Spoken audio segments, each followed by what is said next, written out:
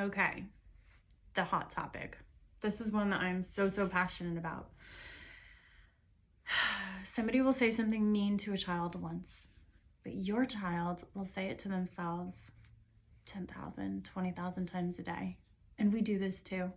We beat ourselves up. We say things that are so hurtful. And I think the most hurtful things we ever say are really when we're staring at the mirror. And if you think about teenagers, like especially 12, 13, 14, 15, when they're changing so much, they're fixated with the mirror, right? They're fixated. What are they saying to themselves in the mirror? And this is a really beautiful intervention that you can do. So here's kind of where we can start that conversation. So what do you think people think of you?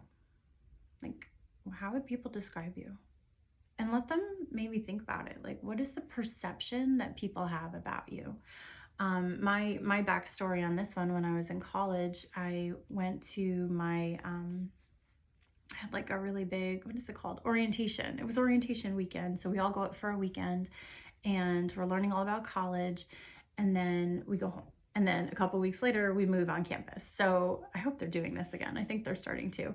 But anyway, I was moving in and I was in a suite. So there were 3 bedrooms. And I overhear next door to me this girl saying, "Oh my gosh, that's the bee. That's the girl that I hated." And blah, blah. She was actually saying the word, but she was like yelling at her mom about this girl that she hates. And I was like, oh no, we must have like a horrible roommate. And then it turned out it was me. She hated me. And it made me stop and think, because I honestly didn't remember ever meeting her. And her mom was like, "You gotta give her a chance. Like, you don't even know her. You met her for 2 days." And she's like, "No, I just know, blah, blah, blah." Like, she was like freaking out.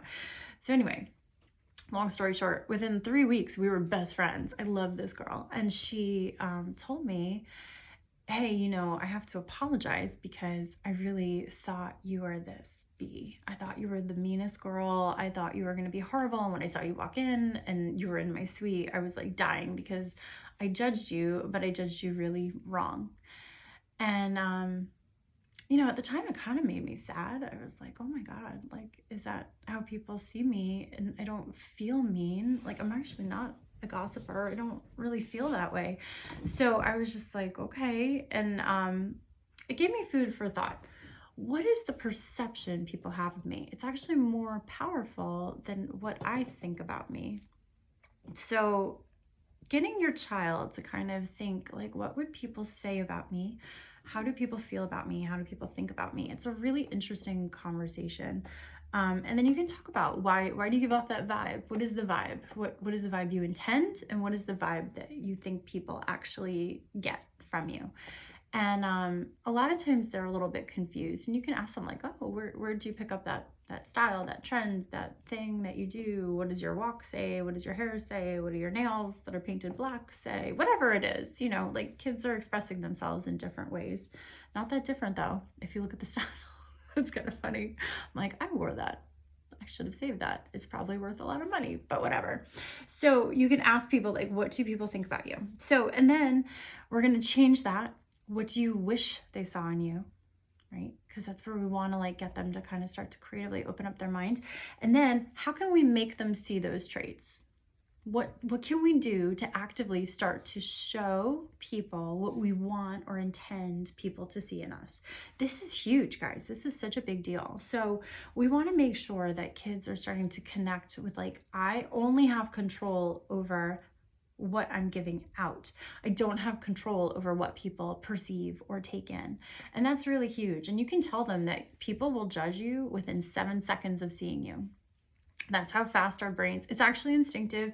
It's a safety mechanism because our brains are like safe or foe, like, is this somebody I can trust? Is this somebody I'm scared of? And our brains go like, boop, and then we're like decided. And then from then on, you're forever undoing whatever somebody's brain just did. So if you're perceived as scary, that's how you're going down. You're going down as scary. And then you've got to or you're going down as B, like me. That's how I was going down. And I had to do a hard edit, and I had to be like, you know what? When I'm uncomfortable, I put up a wall, and that is a B wall. Like, that wall is it is not meant. So I was incredibly nervous. I'm actually an introvert. And when I walked onto that, by the way, introverts can have public things that we do, but that's not where we get our energy. Our energy comes from being alone and having quiet time. And then we can build up or summon the energy to be with people. It's not that I don't love people. It's that that's not where I get my energy. I get my energy on my own. But I'm also very sad when I'm not with people. So it's a balance, right? And then extroverts, like my daughter is like the poster child for an extrovert. She's exhausting to me sometimes. I love her to pieces, but like she just gets her energy from being around people, and I'm like, I need my quiet zone. Anyway, we all have to figure out how we work, and your kids need to figure that out too. So we're gonna try to figure out how can we, especially if we're an introvert and we get nervous in social situations, or if we're an extrovert and we take over and overpower situations, what are people perceiving that as? So we need to start to check, because I'm finding like we get caricatures in high school. We get these like closed in, like I'm so small, don't hurt me, I'm wounded kind of character. And then I get these like huge personalities, and there's not a lot of in between sometimes, and the in between often get ignored because this is like easy to attack and this is hard to ignore. And then we get like the normal kids kind of get ignored, which might be nice. It might be what your child wants for a little while. So anyway, so what we're going to do is we're going to try to think about all that, and then we're going to talk about how do we build confidence. So I want kids to fake it till they make it. The cortisol, which I do want to do a little bit on that. Cortisol is your stress hormone, and your stress hormone, they're finding with children, it's erratic right now. So if you can find a functional medicine doctor to do an adrenal cortisol kind of test on your child, you might be fascinated. Their sleep is disrupted. That's huge. Sleep, because hormones are made in your sleep. So testosterone made in your sleep. Go figure. And we're having all these like gender discussions and stuff. They're maybe not wrong. Our hormones are screwed up big time. Food is genetically modified. Chemicals are pumped into everything. We have hormones being pumped into our meats. We have sleep disturbances among teenagers because their phones and devices and 5G, who knows, they're like guinea pigs. Do you know how many of your kids walk around with those earbuds that are like all Bluetooth in their head all friggin' day?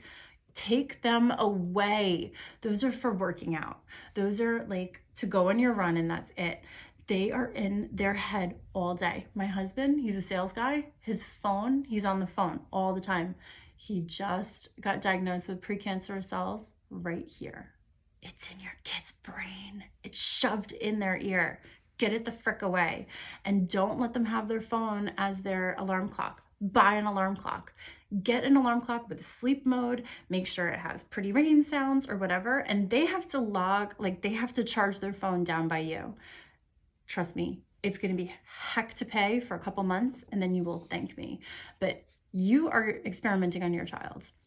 Just going to say, always experimenting on your child. And they got those phones in their pockets. Those are your future grandbabies. So whatever you want to do, that's up to you. But I highly suggest, think about it. That phone thing, like scanning into their arm all the time, the smartwatch, yeah, you might want to reconsider.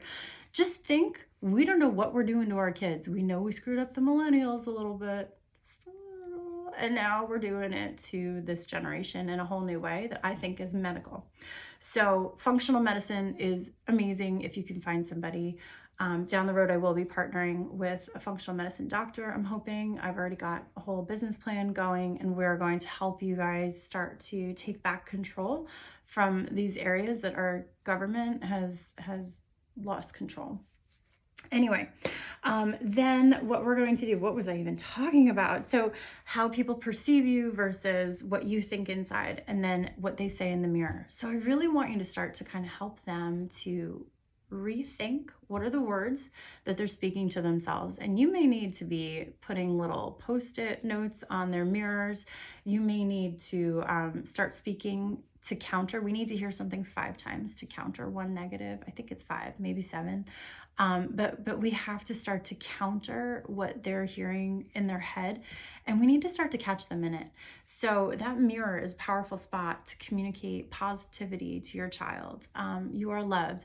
Give them some like scripture or biblical truths like taped on their mirror about who they are, their identity in Christ, why they're crafted perfectly, like all these things. There's so much out there.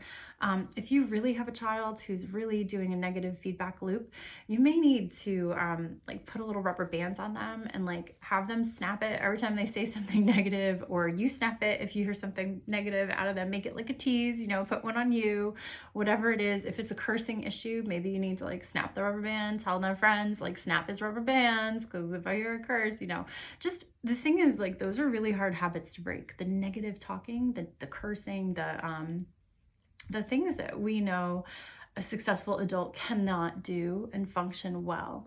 We need to try to cancel that now when they're still very malleable. So I hope that's really helpful. We want to establish good habits. We want to replace, don't take away. So we want to replace negativity with positivity from home. They're being bombarded. And I know you want what's best for your kids. So I hope that helps as well.